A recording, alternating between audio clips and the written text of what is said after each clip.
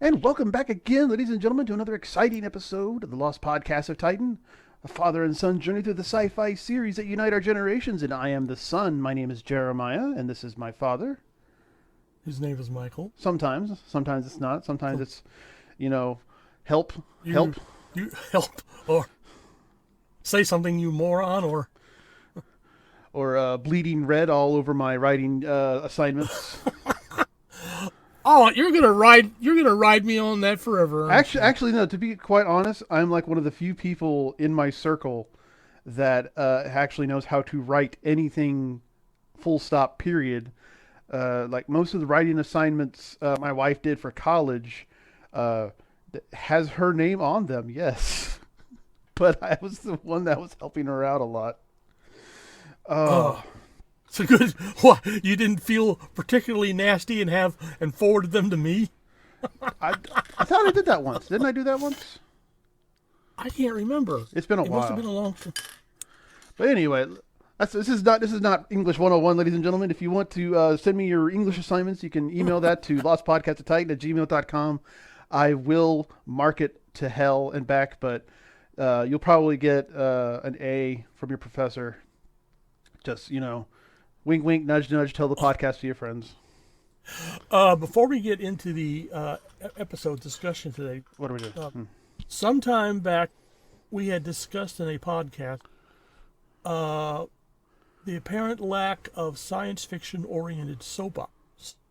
Yeah, right. Okay. Well, I mean, like, And, there are. It just depends on your definition of soap opera. well, one that escaped my memory, but I recently remembered, was actually is a miniseries rather than a series, which was aired in May of 1993. It was 5 episodes called Wild Palms. Uh-huh.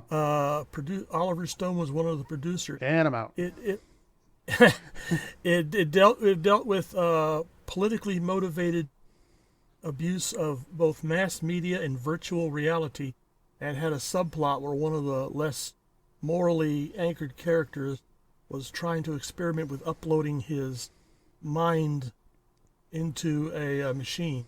Mm-hmm. But I think Had a nice- we have to define what actually constitutes a soap opera in that context. Because I mean, I could call like Babylon 5 a soap opera because it has an overarching storyline, interacting characters. But when I'm thinking soap opera, I'm thinking trashy, middle of the afternoon. The kids aren't home yet. The stories, How would you define Dark Shadows? Shit. Oh, we are harsh. Well, I thought Not the- that not was a horror comedy, wasn't it? Or was that the movie? Not the movie. You're thinking of the movie. I'm thinking of the original black and white television series. No, I haven't seen that, unfortunately. Ah, well, no, it was definitely not a comedy. It started out being just a gothic mystery type show, and then And then a vampire shows up. if vampires, werewolves, time travel, and it just took off like a rocket. Oh. Well, I mean, that's not sci-fi, though. I'm talking about, the days of our lives on Vulcan. Okay, Where, where the human wife's husband goes through Ponfar, but he's with another woman. Oh no, dun dun dun. And you stretch that out over the course of several weeks. What could possibly be happening with her Vulcan husband on Ponfar with another woman? I mean, how do the Vulcans handle infidelity and/or divorce? Yeah. But anyway, speaking of infidelity and divorce, this is our Star Trek the Animated Series podcast. Nice segue. Sometimes you just got to turn right into a brick wall. Yeah. And we are continuing our trek through the animated series, and this is episode 3, I think? It is episode 3, right? Yes, Yeah. episode 3. Which is named One of Our Planets is Missing, which is exactly what it says on the fucking tin. Somewhat, was this the draft title? I imagine it was. But it was written by Mark Daniels, who also wrote The Menagerie. Uh, So can't did he also be write the motion picture by any chance? Mark Daniels? No, that was Gene Roddenberry. Oh, he's a liar, fraud, and hack, so he stole. Okay, so anyway, let's get into this, folks. So the episode is basically they're traveling along, and a planet is missing. Shock. So They find this it was it uh, was here just a few minutes ago. literally. They found a large cloud, basically just eating planets, and it's going to head towards a populated planet. And they actually did a pretty good job selling me on the drama of this whole thing. Uh, I mean, the fact that the cloud was going faster than really it should have, I mean, that's something you have to accept when you're in Star Trek. But there was like, oh my God, there's so many people on that planet. It'll cause them, and like they have this little discussion. Well, if we tell them, it'll cause a mass panic and all this stuff. And I'm like, that's actually a good point. Holy shit, I'm really kind of invested here. But Go it, ahead. naturally, the crater was. I mean, the cloud was going to go towards the most populated planet in the area. Oh yeah, I mean, these things just can't bypass. They have to automatically. We went through the same thing with the Doomsday Machine episode. yeah. It automatically starts heading towards the most populated area of a particular section. So the Enterprise does what it can. Kirk contacts the planetary governor, and they're going to work on that while they try and stop the cloud.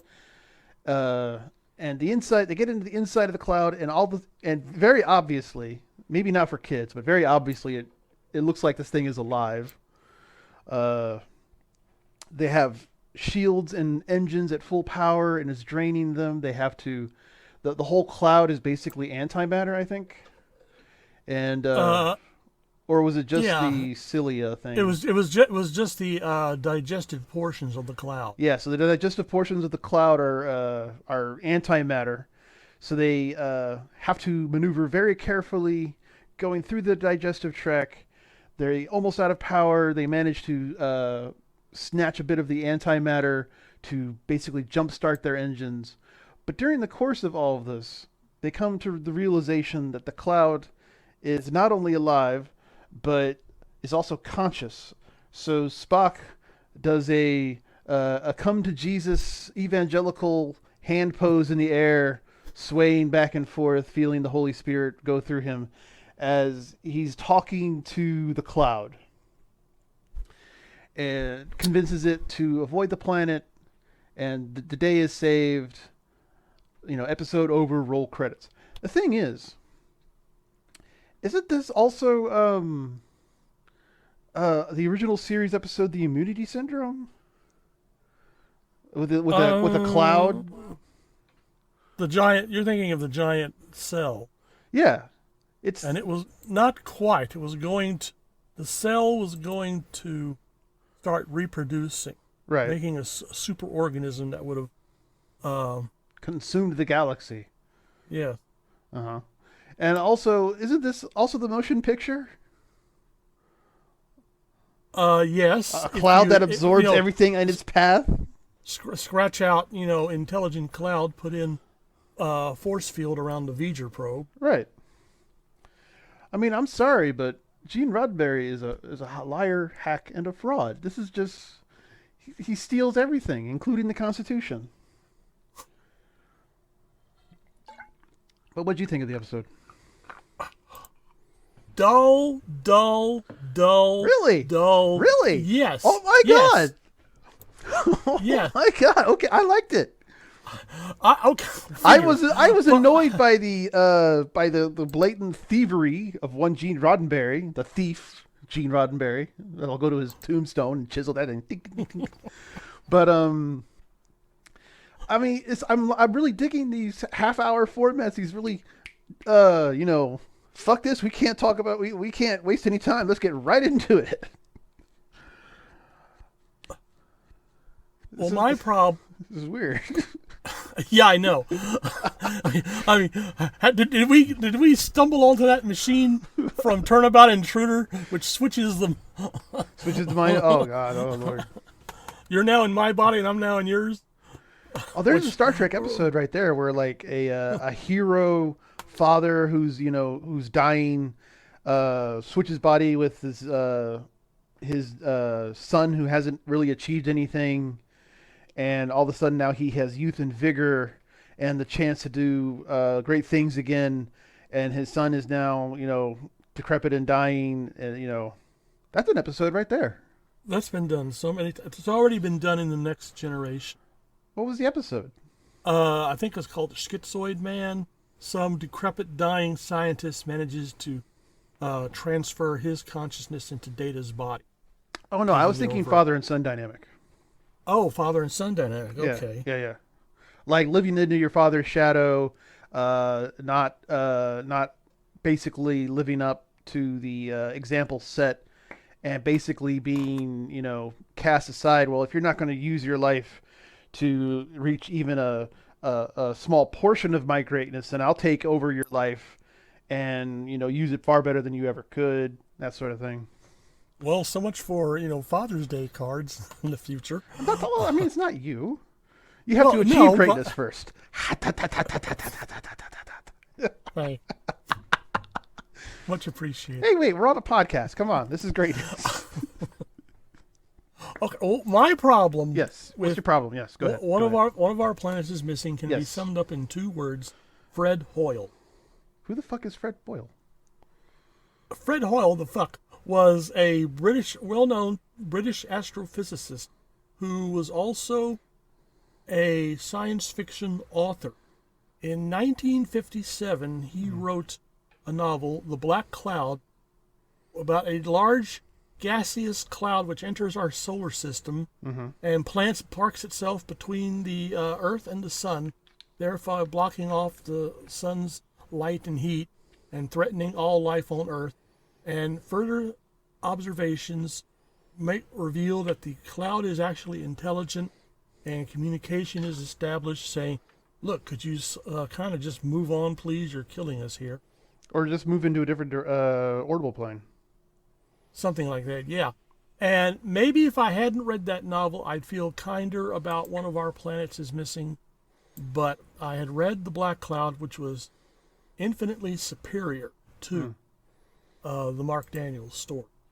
And, there's my snob Well, I hate to break this to you, but, One of Our Planets is Missing came out 20 years after that book was written. So The Black Cloud was written in 1957. Right. One of Our Planets is Missing came out in 1973. Yeah. Some of us is not doing... I weep for the IT industry if we've got mathematical geniuses like you. Please. Please don't. I'm already scared enough sometimes as it is. But anyway. One thing, though, did you notice the name? You remember the name of the governor of the planet? Oh Lord, no! But he, the voice actor was actually pretty good, and like he was selling the emotion of the whole idea of the cloud. Well, who can we save? Well, there's no choice, Jim. It has to be the kids. Well, and I'm like, oh God, that hit. The voice actor was James Doohan. Oh well, I mean, yeah. Okay, but the character's name was. Okay, the character's name was Bob Wesley. You don't remember his? He was in the episode acted by another actor entirely. The Ultimate Computer. He was in charge of the War Games force that was searching for the Enterprise to launch a fake attack, or so it was supposed to. Oh, that's right. So it was a nice bit of continuity here. And it's the wrong name. Otherwise, I would have thought that Bob Wesley would have been Wesley Crusher's grandfather. No, I don't need extra schmutz today. But anyway, so I liked the episode. Apparently, you did not like the episode. No. And Well, okay. Well, you did get a nice look at the animated version of the engineering room. Yeah, this is true. Yes. So visually, it's not visual. I mean, visually, it's not a bad episode. I just wish we'd had a different story. Well, I mean, this is the first few episodes of the animated series. They have all these scripts lying around that they couldn't do in the original series. And it's apparent that it's not just a one-time thing. When you have a planet, an Earth colony, very well populated, and some threat comes along, and all of a sudden, gosh, we're in desperate need of evacuation. And the only starship in the area is the Enterprise, which can't hold too many more people. We each colony, I get, or what I'm getting at, should, I feel, have a space fleet, A colony ship. a colony ship or something, or improved transporter capabilities so that if you can't bring them all on board physically, store them in the transporter buffer until you reach another ship or a starbase and can start separating. Oh Lord, that just leaves open so many cans of worms. Like, but there's an episode, another episode worth considering. I mean, a writer who doesn't care about continuity and how it might affect the current plot and technology would keep a character in a transporter buffer for 70 years and have them pop out without any worse for wear. Well, they did that with that. The Dyson Sphere episode, yes, I'm aware. Star Trek: The Next Pardon? Generation. Yes, Yeah. relics. Yeah, that was my joke. Yes. Okay. Like, I mean, why bother doing any kind of why? Okay, why actually not be transported in a buffer when you're doing any kind of travel? It would save on life support, and you wouldn't have to accommodations. And I think someone else, it may have been DC Fontana, brought up this very subject. Yeah. Once you step onto a deck of a starship, you're transferred to the pattern buffer, and you're only rematerialized at your destination. Yeah. In fact, you don't even have to step on. They just beam you in directly into the pattern buffer, travel to the destination, and beam you back down to the surface of the planet that you've arrived at. I was always kind of curious why they even bothered going to the transporter room. How do you mean? I mean, they've made it very clear you can, transport directly point to point, and yet we keep having these scenes where they go into the transporter room to beam down or beam up. They don't have to. They could be on the bridge and be like, "All right, Spock, Bones, McCoy, you're with me. Transporter, beam us down to the surface." What? Yeah. They don't have to. That saves the whole set. Yeah. It's just like I used to wonder, why does Data, I mean, I know Data is trying to be more human. Yeah. But instead of having quarters assigned to him, you have the closet. At the end of the day, why doesn't he just plug himself into the wall and upload his consciousness into the ship's computer until it's time for his next duty watch, where he downloads his consciousness back into the body and resumes. See, being from what I ambulatory. understood was that Data's consciousness couldn't actually be uploaded into the ship's computer because the ship's computer wasn't built to hold like a neural network kind of thing. Oh, Data had he had a positronic brain. There we go. That's a positronic. Yeah. The Enterprise computer wasn't of a positronic nature, although I imagine it was discussed. Yeah. But anyway, so that was one of our planets is missing. They found it. And we never hear from this creature again. No, well, they asked the creature to go on somewhere, and I think the creature ends up just turning around and heading back along the way it went. If I'd been in a more helpful mood, I might have said, there's this whole area of the galaxy not too far away, has no inhabited planets or anything. You can, just chow down to your heart's content. Just kind of let us know. The Klingons are over in that direction. Well, at least it wasn't Galactus. True. That would have been interesting. But anyway, I hope y'all enjoyed and join us again next time for the Lorelei signal. The It's a Lorelei signal. There we go. Cute girls, join us. It'll be fun. All blonde. Yes. Take care, everybody. Bye bye. Okay. Bye bye.